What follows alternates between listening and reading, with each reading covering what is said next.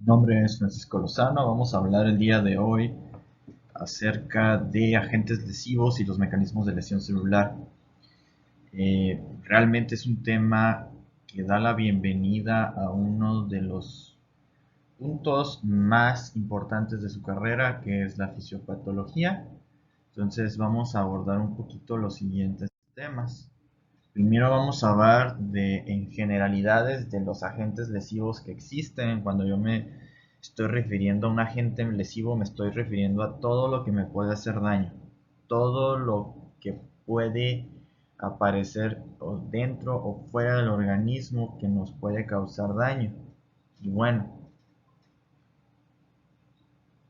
es importante también después centrarnos en los mecanismos de lesión celular, es decir, cómo estos agentes lesivos le van a hacer para dañar a las células. Algunos principios básicos, algunos mecanismos comunes y finalmente una correlación clínico-patológica de tres de los mecanismos más comunes, ¿sí? De escenarios clínicos más comunes en los que puede haber lesión celular. Por lo tanto, empezamos con unos términos interesantes como una célula normal. La célula normal tiene un cierto equilibrio entre los estados de enfermedad y los estados de salud. Una célula normal tiene la característica de tener homeostasis. Y entonces, en algunas ocasiones, las células se someten o son sometidas a periodos de estrés o a estímulos agresores que ahorita vamos a ver.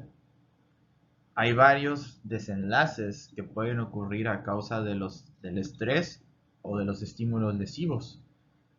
Puede que la célula se adapte, ¿sí?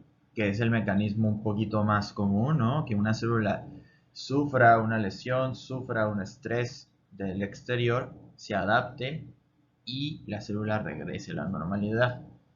Pero también, en algunas ocasiones, las células son incapaces de adaptarse, puede haber lesiones celulares y finalmente el llamado punto donde no retorno, donde la célula puede ir a apoptosis, es decir, una muerte celular programada, pero en algunas ocasiones el estímulo agresor puede desencadenar directamente una necrosis, que es una muerte no controlada por un agente lesivo que ha superado completamente la capacidad de respuesta de la célula. Y entonces, para empezar la temática, nos encontramos a diferentes agentes lesivos, ¿sí? Y todos estos agentes lesivos, existen infinidad de clasificación de los agentes lesivos y realmente todas son válidas, ¿no? En esta imagen nos damos cuenta que, bueno, hay algunas clasificaciones que habría que resaltar. Por ejemplo, inicialmente tenemos a los agentes físicos. Cuando yo estoy hablando de un agente físico, es algo que un agente que lo hace de forma mecánica o físicamente, hablando de energía, que tiene que ver con la energía eh, luminosa, mecánica, movimiento. Entonces, uno de los agentes físicos más comunes que ustedes conocen es la fuerza mecánica, es decir, un golpe, presión, presión, la presión, ¿no? El otro es la temperatura. El otro es la altitud, que realmente es un cambio de presión. O sea, la fuerza mecánica es ejercer presión, ¿sí? La altura, lo único que me está diciendo es que hay cambio en la presión. La radiación ionizante o luz ultravioleta, que eso tiene que ver con el viajado de partículas con cierta longitud de onda. Y bueno, todos estos parecieran que son muy similares, ¿no? Puede que sea por presión, puede ser por temperatura, puede ser por partículas que dañan la estructura de las células. Y bueno, tenemos después agentes químicos. Y cuando hablo de un agente químico es un agente que interactúa con la célula modificando la fisiología normal de la misma. Puede haber electrolitos, ¿sí? Puede haber fármacos, alcohol, agentes químicos agrícolas. Todos estos, de alguna forma u otra, modifican la fisiología normal de la célula o se hacen pasar por alguna molécula que ya existe. Después tenemos el monóxido de carbono, ¿sí? Que ya estaremos revisando cuál es el mecanismo de acción, ¿sí? Aunque algunos de ustedes probablemente ya recuerdan que el monóxido de carbono desplaza el oxígeno de la hemoglobina y la vuelve mucho más afín al oxígeno, por lo tanto no se puede soltar, bla, bla, bla. Algunos metales, ¿sí? Agentes biológicos. Cuando hablo de agente biológico en esta clasificación estamos viendo los más comunes, que es la hipoxia e isquemia, daño isquémico, reperfusión, que vamos a ver más adelante, y el estrés oxidativo. Algunas otras causas de lesión celular son los agentes infecciosos, la reacción inmune del propio cuerpo hacia las propias células, alteraciones genéticas, que bueno, aquí es un poquito controversial que esté en esta lista, porque supone que una célula genéticamente dañada ya está dañada, entonces no es como algo que causó la lesión de fuera, sino que la célula ya venía defectuosa, y alteraciones en la nutrición que podrían meterse en esta clasificación. Entonces realmente hablar de una clasificación de los agentes lesivos pues es sobrado, ¿no? Realmente todo le puede causar lesión a las células en cierta cantidad u otra. Por lo tanto, pues nadie te va a hacer una pregunta de que, ¿cuál de estos es un agente físico, un agente químico? No. La pregunta va a ser, ¿y cómo le hacen estos agentes para causar daño a la célula, ¿no? Y entonces, todos esos agentes que vieron en la imagen anterior dañan a la célula de una forma u otra. Y los daños que causan en la célula suelen entrar en alguno de estos 6 mecanismos. Puede que alguno de los agentes hace que no se forme ATP, que cause lesión mitocondrial, que aumenta la permeabilidad del calcio al interior de la célula, que aumente la expresión de especies reactivas de oxígeno, que lesione la membrana celular o que provoque que las proteínas que se acaban de formar se pliegan de manera inadecuada. Una disminución de la cantidad de ATP obviamente tendría infinidad de efectos que ahorita vamos a repasar. La lesión mitocondrial, efectos. Entrada de calcio, más efectos todavía. Especies reactivas de oxígeno, lesión de la membrana, proteínas mal plegadas. Entonces, todos esos agentes lesivos que mencioné con anterioridad culminan en que la célula sufra uno de estos 6. De hecho, no podrías decir que sufra uno de estos 6, sufra varios de estos 6. Porque se pueden intercruzar. Varios de estos nos vamos a dar cuenta que se pueden entrecruzar y uno causa el otro y la célula termina haciéndose pedazos y al final deja de funcionar. Entonces vamos a terminar de ver estos mecanismos de lesión celular. Empezamos por el ATP. Y el ATP pues realmente es la moneda energética de la célula. ¿De dónde sale el ATP, no? El ATP tiene como origen la fosforilación oxidativa. Y entonces cualquier cosa que imposibilite que la mitocondria pueda llevar a cabo la fosforilación oxidativa me va a culminar con una disminución de las concentraciones de ATP en la célula. Cualquier cosa. Y muchos de los agentes lesivos que se mostraron anteriormente causan una disminución del ATP o una alteración en la función mitocondrial o una disminución en la fosforilación oxidativa por X y Y forma. Si no hay ATP, si no hay ATP, entonces si no hay ATP, todo lo que necesite ATP va a empezar a disfuncionar. Y ustedes siempre se acuerdan cuando les preguntan, ¿no?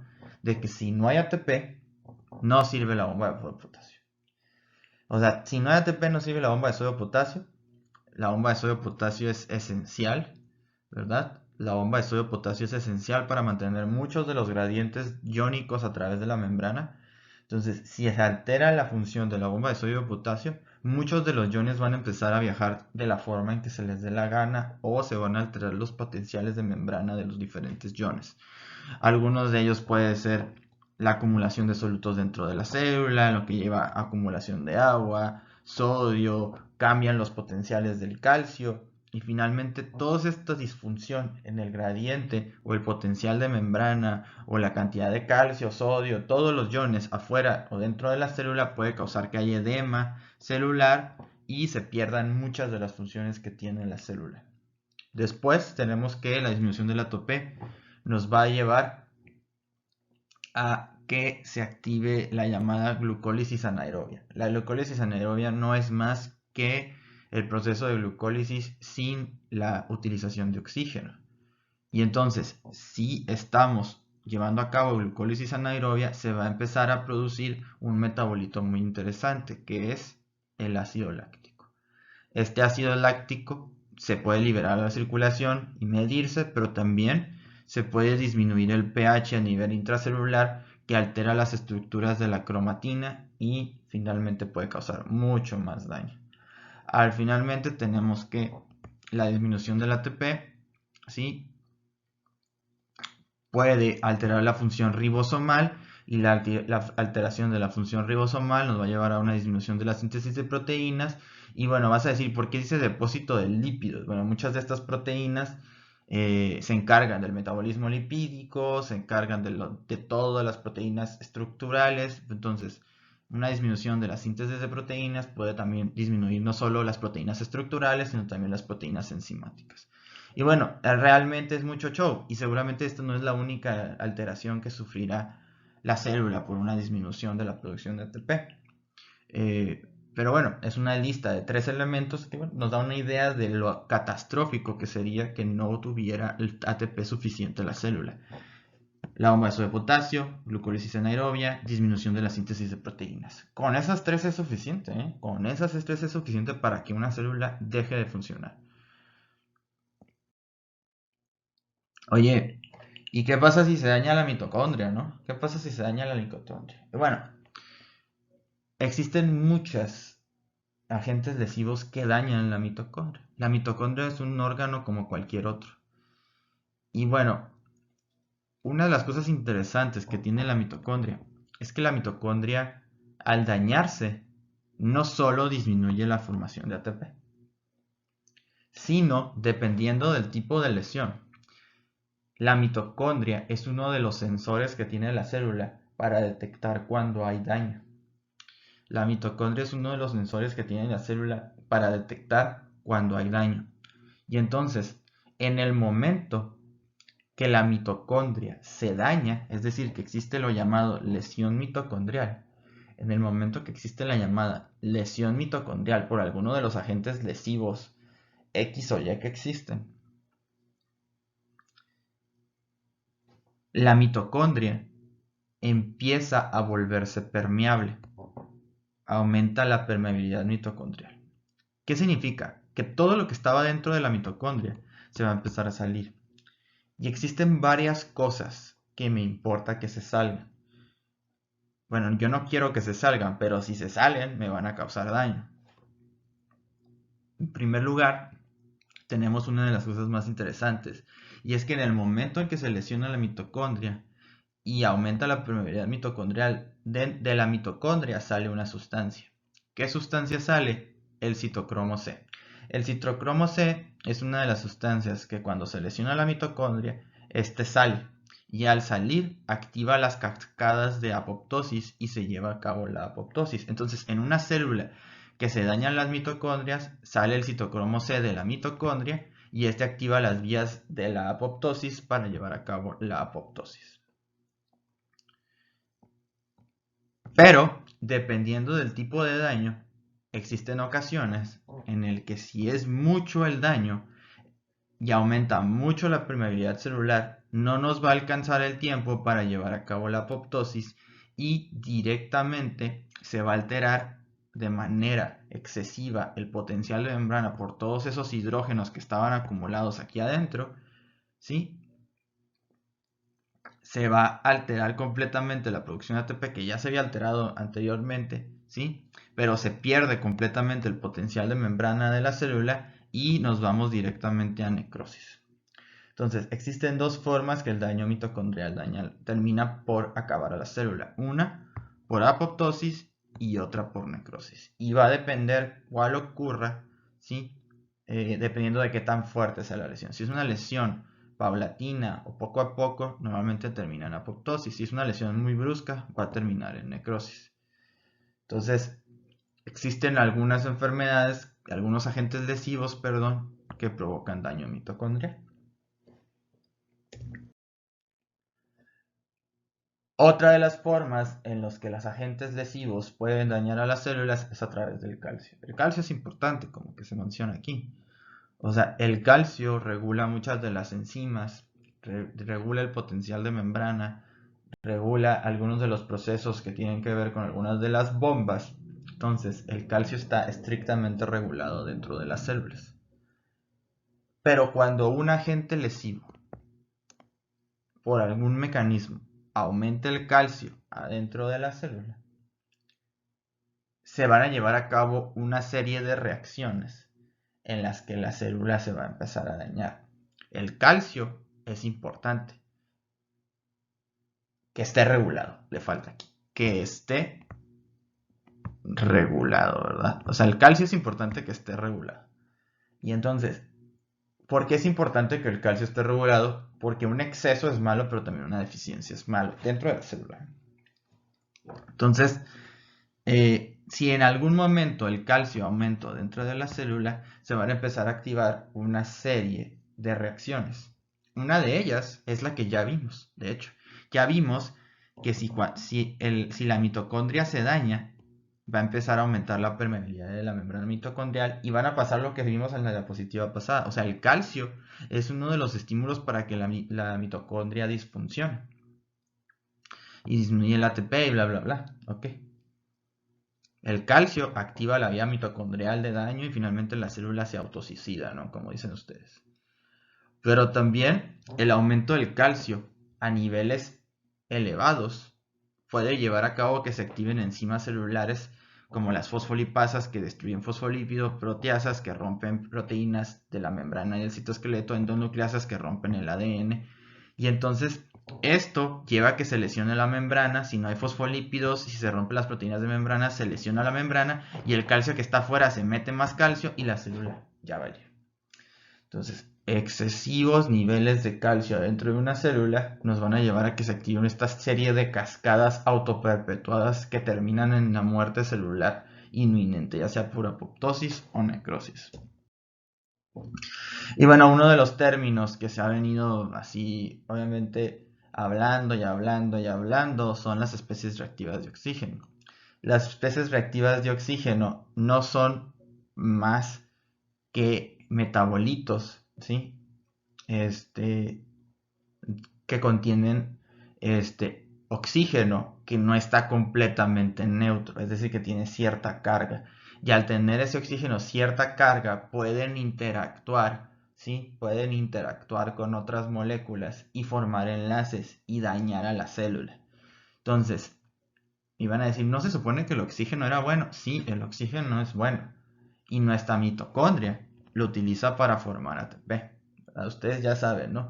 La mitocondria, que es esta estructura que se ve en la imagen, utiliza el oxígeno para formar ATP. Pero, en algunas ocasiones, ¿sí? El oxígeno, pudiera ser dañino. Entonces, la mitocondria, ¿sí? La mitocondria normalmente agarra el oxígeno y forma agua, ¿no? Y todos somos felices. Pero en algunas ocasiones la reacción se queda a la mitad. ¿Y por qué se podría quedar a la mitad? Bueno, ¿en qué ocasiones se podría quedar a la mitad la reacción? En el momento en el que tengamos o mucho oxígeno, o tengamos un agente que haga que la mitocondria no pueda agarrar tanto oxígeno. Entonces, una situación en la que tenemos un exceso de oxígeno o un agente que haga que la mitocondria no pueda asimilar ese oxígeno. En el momento que pase alguno de los dos, es decir, tenemos inflamación, radiación, sustancias químicas o algunas lesiones y hacemos que la mitocondria no pueda asimilar bien ese oxígeno o que las mitocondrias esté sana pero tengamos tanto oxígeno, ¿sí? Que ese oxígeno no lo podamos utilizar completamente, entonces va a haber remanentes de oxígeno que se les llaman superóxidos. Este superóxido es altamente reactivo y entonces es un producto intermedio entre el agua y el oxígeno. Este superóxido es un producto intermedio. Y entonces este superóxido, ¿sí? Este superóxido pues es dañino para las células, es altamente reactivo y aquí lo podemos ver en la imagen. Este es el superóxido. Este es el superóxido. Y vas a decir, oye, pues entonces, no me puedo meter yo un tanque de oxígeno porque pues, se me va a pasar el oxígeno y se van a formar los radicales libres, las especies reactivas de oxígeno. O hay que cuidarnos de los agentes lesivos que causen que se formen muchos superóxidos. Bueno, afortunadamente la célula tiene mecanismos para destruir estos superóxidos. Inicialmente tenemos la enzima, la superóxido desmutasa. La superóxido desmutasa lo que hace es neutralizar ese superóxido y convertirlo en peróxido de hidrógeno, que sigue siendo altamente reactivo, desgraciadamente, que sigue siendo altamente reactivo. Pero, ¿sí? Afortunadamente, tenemos que el peróxido de hidrógeno puede ser neutralizado por una enzima que se llama glutatión peroxidasa. La glutatión peroxidasa lo que hace es agarrar el peróxido de hidrógeno, perdón, el peróxido de hidrógeno y convertirlo en H2O y oxígeno. Entonces, en vez de aprender todas estas reacciones, en vez de aprender todas estas enzimas, hay que entender por qué se forman los radicales en las especies reactivas de oxígeno. Y es muy sencillo. Hay un equilibrio entre el oxígeno y la función mitocondrial. Si hay mucho oxígeno, se van a formar especies reactivas de oxígeno. Si la función mitocondrial es incompleta, se van a formar especies reactivas de oxígeno. Y aún aunque se produzcan especies reactivas de oxígeno, tenemos mecanismos para eliminarlos, que son estos que vienen aquí. Si los mecanismos para eliminar las especies reactivas de oxígeno fallan, tendremos especies reactivas de oxígeno dentro de las células y las especies reactivas de oxígeno dentro de las células nos van a terminar de causar los daños que vienen acá. Son especies reactivas de oxígeno. Son moléculas altamente reactivas con otras moléculas. Pueden interaccionar entonces con ácidos grasos, causar daño donde hay ácidos grasos. Donde hay ácidos grasos, membranas, organelos. Causar daño en las proteínas. Donde hay proteínas, enzimas, plegamientos anormales, citoesqueleto. Causar daño en el ADN, donde hay ADN en el núcleo, que puede causar mutaciones, rupturas.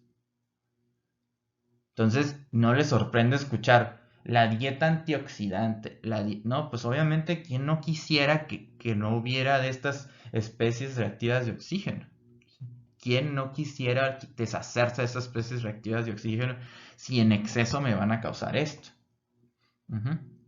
Entonces, estas dietas evitar la inflamación, evitar la radiación. La radiación disfunciona las mitocondrias y va a hacer que todo ese oxígeno se convierta en estos radicales intermedios que son muy dañinos, sustancias químicas que pudieran interferir en la función mitocondrial, la lesión reperfusión, que ahorita vamos a hablar de ella. Entonces, las especies reactivas de oxígeno son muy interesantes y vimos aquí una pequeña introducción de cómo funciona. Y bueno, aquí viene otra vez la imagen, ¿no? Está un poquito más normal, está un poquito más limpia la imagen. Podemos ver algunas cosas que pudieran ser que la mitocondria disfuncionara y produciera estas especies reactivas de oxígeno, que podría ser, por ejemplo, el superóxido, el peróxido de hidrógeno, algunos radicales. Y bueno, afortunadamente nosotros tenemos mecanismos para deshacernos de esos radicales libres, ¿sí? Que es la superóxido desmutasa o la glutatión peroxidasa. Pero si falla esto, tendremos estos daños, peroxidación lipídica, modificaciones proteicas, daño en el DNA, que finalmente me va a terminar por dañar la membrana, alteraciones de las proteínas, mutaciones, ¿no? Entonces, recuerden, es un equilibrio entre la función mitocondrial y la cantidad de oxígeno. Obviamente la cantidad de oxígeno es difícil aumentarla a un nivel suprafisiológico, pero sí podemos tener situaciones que nos causen daño mitocondrial, ¿verdad? Muy bien. Bueno, no solo las especies reactivas de oxígeno, el calcio, el ATP son importantes. ¿Qué otras cosas se pueden lesionar? Y bueno, la cereza en el pastel siempre es la lesión de la membrana. La membrana plasmática, como ustedes ya saben, es la barda de nuestras células, no es la barda que tienen las células que permiten que haya una diferencia entre lo que está afuera y lo que está dentro de las células. Entonces, en el momento en el que se lesiona la membrana, se acabó. Y como hemos visto, la mayoría de las cosas dañan la membrana. Todo termina en lesión de membrana, ¿no? Y nos podemos volver a repetir lo que hemos venido diciendo todo este temario, ¿no? Disminuye el oxígeno, si disminuye el oxígeno no se forma ATP, si no se forma ATP va a pasar lo que ya pasó. Si hay especies reactivas de oxígeno se alteran los lípidos, se pierden los fosfolípidos, lesión de membrana. Exceso de calcio por cualquier agente lesivo, ¿no? Activación de fosfolipasa, se degradan los fosfolípidos, se degradan los lípidos de membrana, lesión de la membrana. Si hay mucho calcio, se pueden activar proteasas que lesionan este esqueleto. Si el citoesqueleto es parte de la membrana, lesión de membrana. Entonces, la lesión de membrana suele ser el paso final de un agente lesivo. Una célula que sufre una lesión por un agente lesivo termina con una lesión de membrana y cuando se lesiona la membrana se acabó. En el sentido de que hay una comunicación entre lo que está dentro y lo que está afuera completamente, y lo de adentro se va para afuera y lo de afuera se va para adentro, se pierde totalmente la estabilidad, homeostasis, fin de la historia. Entonces, vimos aquí los mecanismos de lesión más común.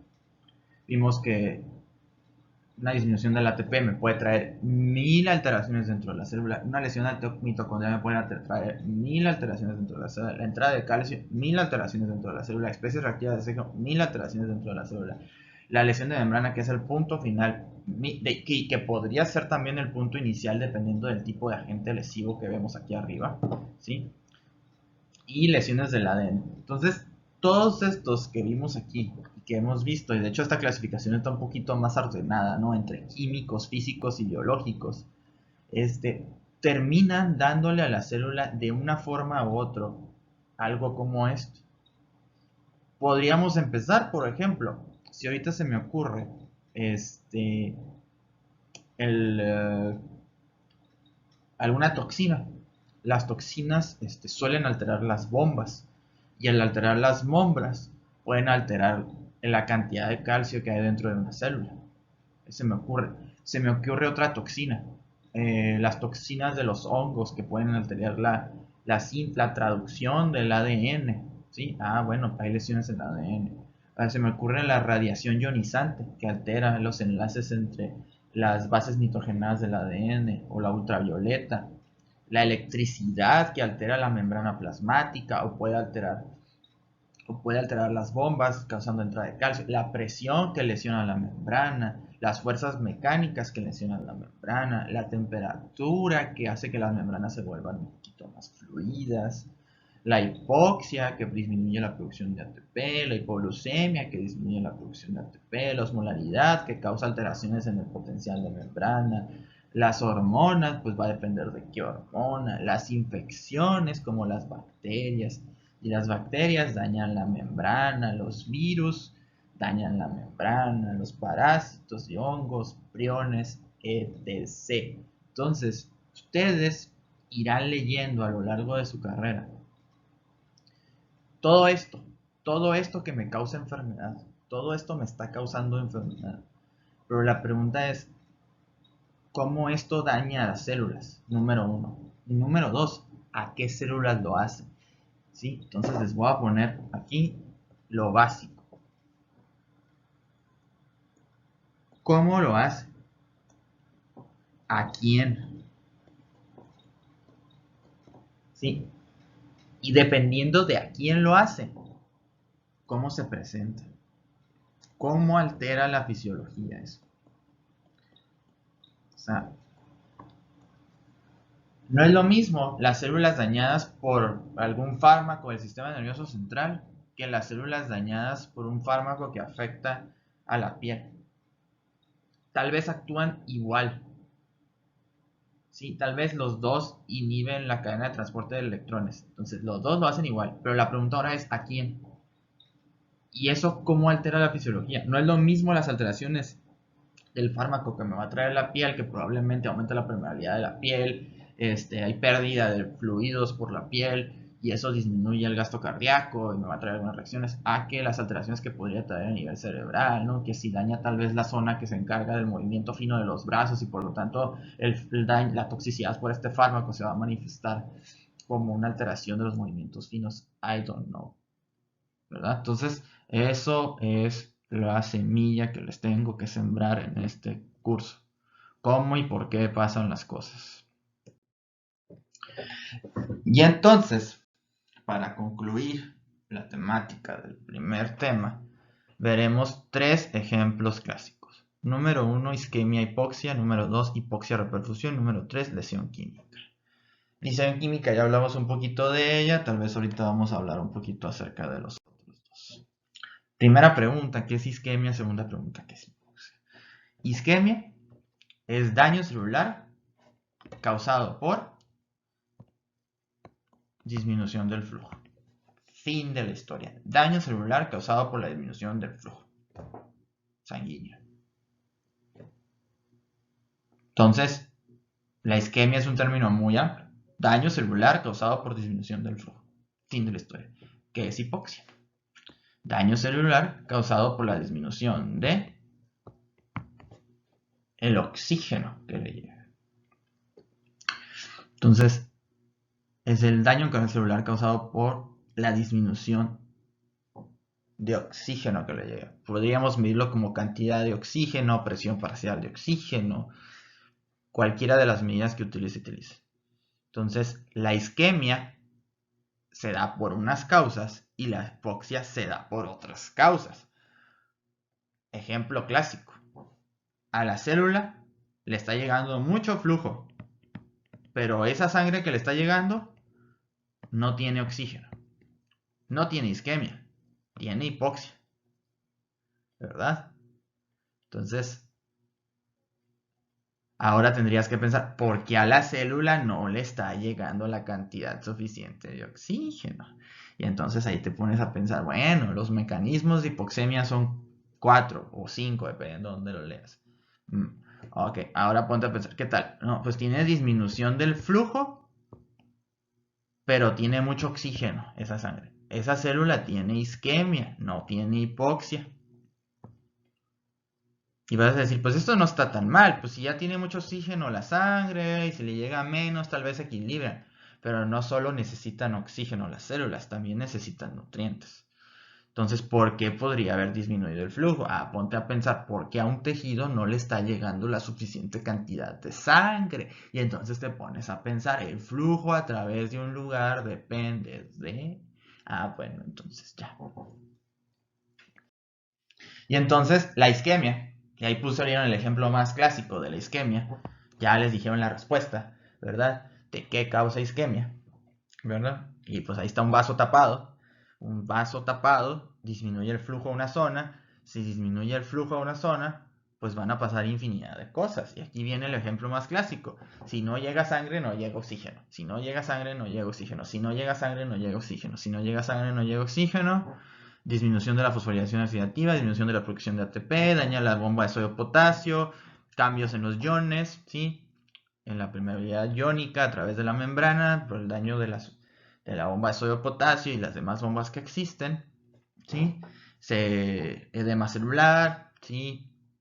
Se forman estas vesículas, empieza a producir este proceso de apoptosis. También por una disminución de la concentración de ATP, se activa la glucólisis anaerobia, aumento del ácido láctico, disminución del pH, daño a la cromatina, ¿sí? Y si no hay ATP, daño de los ribosomas, disminución de la síntesis proteica, fin de la historia. Y entonces la disminución del ATP me va a causar lo que ya hablamos, disminución de la síntesis de proteínas, alteraciones también de las concentraciones de calcio, que ya lo estuvimos hablando hace rato, y alteraciones de la permeabilidad de la membrana, también como lo estuvimos hablando. Entonces, un ejemplo fue este, y terminamos en que la célula muere. Y vas a decir, oye, pues esto se ve muy mal. Claro que se ve muy mal, claro que está mal. En el momento en que pasa esto es una bomba de tiempo, porque esto no pasa así en flash. Esto dependiendo del tejido, va a ser el tiempo que va a tardar en el que el daño sea irreversible. Y entonces, por ejemplo, yo les doy el ejemplo clásico del infarto del miocardio, que finalmente es un daño por isquemia, el infarto del miocardio. Habrá células que sobrevivan unos momentos, células que no sobreviven mucho. Entonces, el médico tiene una ventana muy corta para destapar el vaso y que la sangre regrese a nutrir a las células y se recuperen del daño. ¿Sí? Un infarto al miocardio no nos podemos esperar. Entonces, ¿tiene síntomas el paciente? Destápale el vaso ya, pero ya. Le destapo el vaso ya, se abre el vaso y regresa otra vez y revertimos esto. Si no fue demasiado tarde. Si no fue demasiado. Si fue demasiado tarde, la célula desaparece y se genera cicatrización en la zona y se acabó. Pero obviamente te tienes que poner a pensar. Pues que se muera la célula y ya. ¿Qué puede pasar? Oye, ponte a pensar que si ya no está esa célula era parte de un órgano y un órgano que se encargaba de una cosa y ahora no la va a hacer tan bien como antes, entonces obviamente tiene repercusiones. Entonces ya hablamos de isquemia versus hipoxia y finalmente este daño que yo mencioné puede ser reversible, ¿no? Pero si no alcanzamos a hacerlo reversible o reparar la lesión o el agente lesivo o lo que sea, se va a llevar a necrosis. Y en el momento en el que haya necrosis, todo este contenido que está aquí adentro se va a liberar. Y al liberarse ese contenido, se va a activar la inflamación. Y la inflamación no sirve de nada ahí, pero de nada. Estás liberando contenido muerto y llega la reacción inflamatoria. La reacción inflamatoria solamente me va a dañar más al tejido, pero realmente no me va a hacer nada. Tal vez sí, esa reacción inflamatoria por algunos mecanismos que tal vez van a ver en patología, causa cicatrización y reparación y bla, bla, bla. Pero en ese momento la inflamación me está haciendo poco o nada o daño, ¿no? Entonces, muy importante siempre tener esto en la cabeza. Entonces, pues, si la lesión es reversible, la podemos revertir y se acabó. Pero si no es revertible, va a llevarse a necrosis y se libera el contenido intracelular. Y ya les dije cuáles podrían ser los daños, ¿no? Que se active la cascada inflamatoria, haya más daño, a largo plazo la inflamación propicia la cicatrización en la zona, bla, bla, bla. Pero algo muy interesante es que nosotros podemos utilizar esto entre paréntesis para nuestro favor. ¿Cómo que para nuestro favor, profe? Bueno, cuando digo que a nuestro favor, es que nosotros podemos saber si algunos tejidos están dañados cuando estos tejidos liberan su contenido intracelular. ¿Cómo, profe? Bueno, por ejemplo, los miocardiocitos, cuando tienen necrosis y liberan su contenido intracelular, liberan todas las enzimas que están adentro. Y adentro de los miocardiocitos está la CKMB, está la troponina, que ustedes ya saben qué es, ¿verdad? Están algunas enzimas que tienen que ver con el músculo, como AST, ¿sí? ALT. Está la mioglobina. Y en los miocitos en general están las mismas, a excepción de la troponina. La troponina es el marcador de daño miocárdico más importante que existe. En los miocitos están todas las demás, pero en los miocardiocitos está específicamente la troponina. ¿Okay? Ahora, en los hepatocitos también existen algunas sustancias que están dentro de ellos, dentro de ellos hay muchísimo más AST y ALT que otro tejido en el cuerpo. La AST y ALT son enzimas encargadas del metabolismo de la glutamina y el glutamato. Y si ustedes saben, la glutamina y el glutamato son partes del metabolismo de la urea y del grupo amino. Entonces, perdón, más del grupo amino. Entonces, en el hígado se destoxifican los grupos aminos que vienen del intestino. Por lo tanto, las concentraciones de AST y ALT son mucho más elevados en los hepatocitos que en cualquier otra célula. Por lo tanto, cuando hay una lesión de hepatocitos y se libera el contenido extracelular, se van a liberar AST y ALT a la circulación y se van a poder medir. Por ejemplo, también pasamos a los colangiocitos, que son las células de los conductos biliares. Estas tienen en gran proporción la fosfatasa alcalina, alkaline phosphatase, o también la GGT, que son algunas de las enzimas que se producen, que se encuentran en los colangiocitos. Igual daño en los colangiocitos, se me van a elevar la fosfatasa alcalina y la gamma glutamil transpeptidasa. En los vasos sanguíneos, por ejemplo, ¿sí? En los vasos sanguíneos y en los eritrocitos hay gran concentración de la lactato deshidrogenasa. La lactato deshidrogenasa se encuentra en todos los vasos sanguíneos y en todos los eritrocitos. Y si hay daño endoteliar de los vasos sanguíneos, se va a liberar la LDH, la lactato deshidrogenasa. Entonces, tenemos que la necrosis es mala, sí, se va a dañar la célula, pero nos sirve conocer que cuando se liberan todo ese contenido intracelular, lo podemos medir en sangre y saber nosotros que está habiendo un daño en ese órgano. Y la pregunta siempre es, oye, ¿y las células nunca se van a, cómo se adaptan? O sea, sí, o sea, pasó el evento, hubo hipoxia, isquemia por unos momentos. La célula, ¿qué va a hacer al respecto?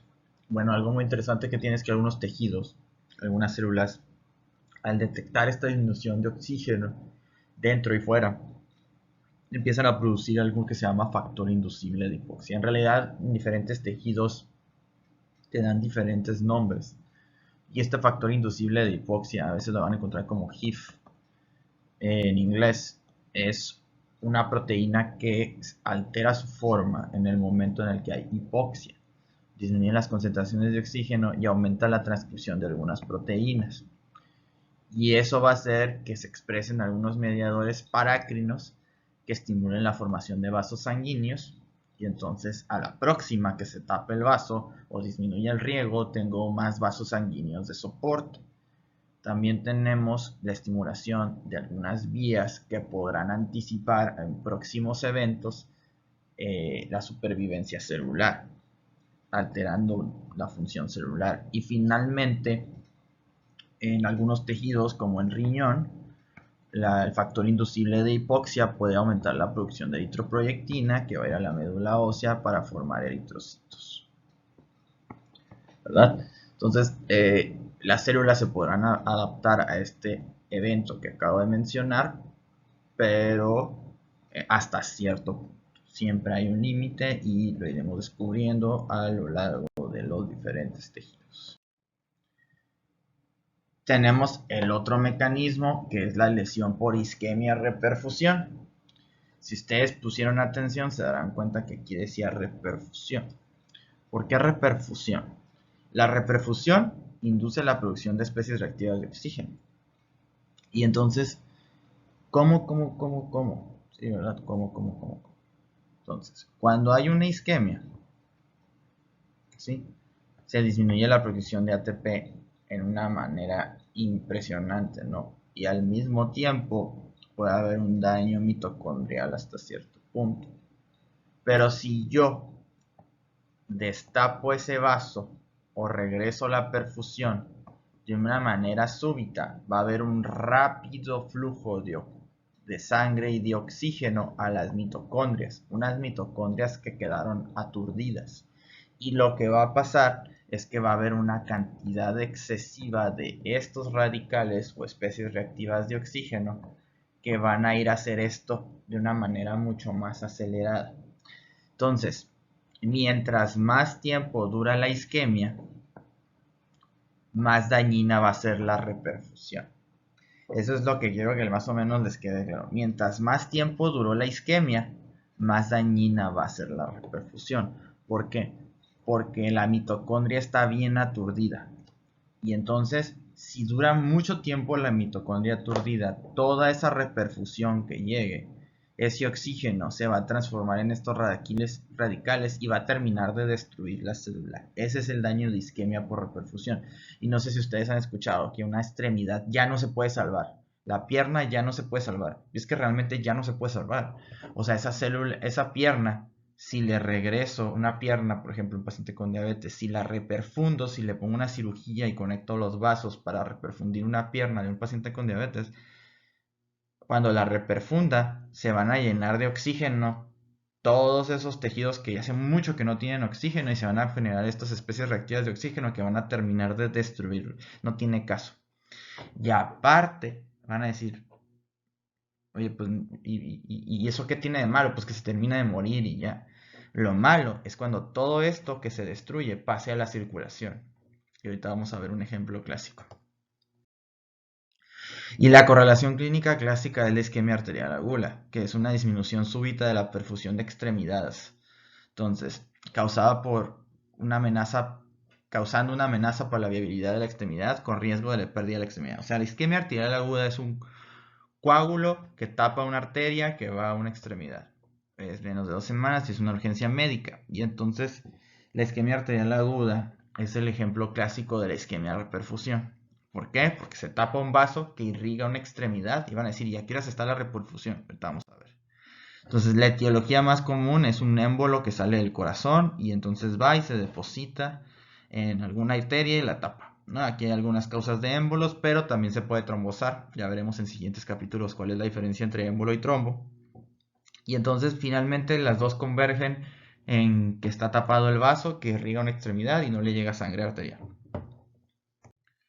Y el manejo, bueno, de que no le llegue sangre, pues es quitar ese coágulo, ¿no? O ese émbolo que está ahí. ¿Cómo lo quito? Anticoagulando al paciente, ¿sí? Le pongo anticoagulación, le hago algunas medidas de soporte, le pongo hidratación, le pongo oxígeno, por si le llega poquita sangre, pues que tenga mucho oxígeno, y le hago algunos exámenes de laboratorio y algunos estudios de imagen.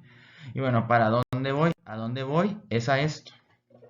Tengo que tener mucho cuidado con estas dos cosas. Este paciente puede sufrir daño por perfusión y síndrome compartimental. Entonces, vamos a ver qué onda. Entonces, ¿qué es eso de daño por reperfusión? Si dura mucho tiempo tapada la arteria, el tejido va a estar ya muerto.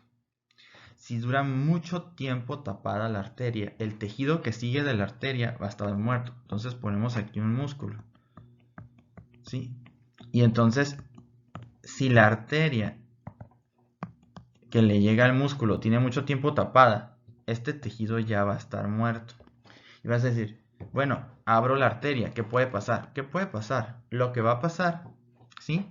Es que aparte de terminarse de morir el músculo por los radicales libres, todo lo que se había acumulado aquí, muerto, va a pasar a la circulación. ¿Y qué es eso que va a pasar a la circulación? La mioglobina, los iones hidrógeno que están dentro del músculo, el potasio, al ser el músculo el principal almacén de potasio que existe, y entonces todos estos pueden llegar al riñón y taparlo, causando algo que se llama lesión renal aguda. Y entonces ese es el problema de reperfundir una extremidad que lleva mucho tiempo isquémica.